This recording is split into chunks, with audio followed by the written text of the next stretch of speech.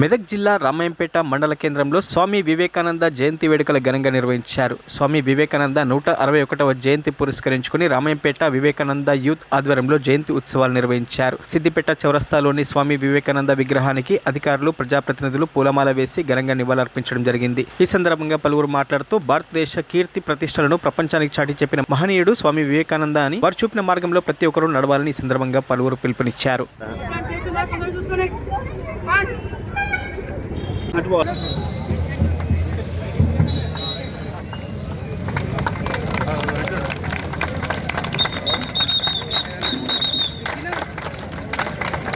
Ramayampet municipal కేంద్రంలో స్థానిక Swami Vivekananda youth club వారు ప్రతి సంవత్సరం మరి జయంతి ఉత్సవాలు జరుపుతారు. దానిలో భాగంగా ఇక్కడికి మరి అందరి గ్రామ పుర ప్రముఖులను పిలవడము మరి ఆనవాయితీగా వస్తుంది. కాబట్టి ప్రతి ఒక్కరము మరియు జాతీయ ఉత్సవాల సందర్భంగా మరి సమైక్యత కొరకు పాటుపడాలి. నేటి సమాజంలో యువకులు చెడుతో పట్టకుండా మరి ఆయన స్ఫూర్తితో మంచి భావాలను కలిగి ఉండాలని సందర్భంగా తెలియజేస్తున్నారు. జై తెలంగాణ. ఇది ఒక చైతన్యవంతమైన రోజు. ఎందుకంటే ఇంతమంది మనము ఒక ఉత్సవాన్ని లోపల ఒక శక్తిని, ఎనర్జీని మనం తీసుకుంటున్నామంటే ఒక వివేకానందనే.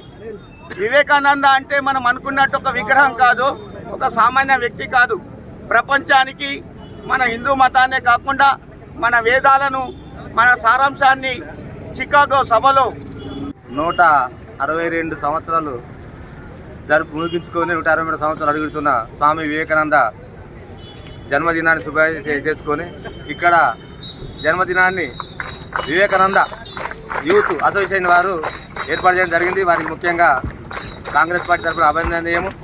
చాలామంది వివేకానంద గురించి చికాగోలో మాట్లాడాడు, హిందుత్వం గురించి చెప్పాడని 2 విషయాలు చెప్పుకుంటా ముందుకు పోతారు. కానీ ఆయన పడ్డ కష్టము ఈరోజు యువత అంతా కూడా 160 సంవత్సరాలు దాటినా కూడా ప్రపంచంలో కూడా వివేకానందుని ఆదర్శంగా తీసుకుంటున్నారు.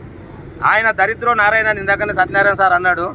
కానీ వాస్తవంగా చెప్పాలంటే ఆయన చాలా పేద స్థితిలో కూడా ఈ ఉచ్చ స్థితికి ఎదుకున్నాడు. మరిన్ని అప్డేట్స్ కోసం మా ఛానల్ని సబ్స్క్రైబ్ చేయండి.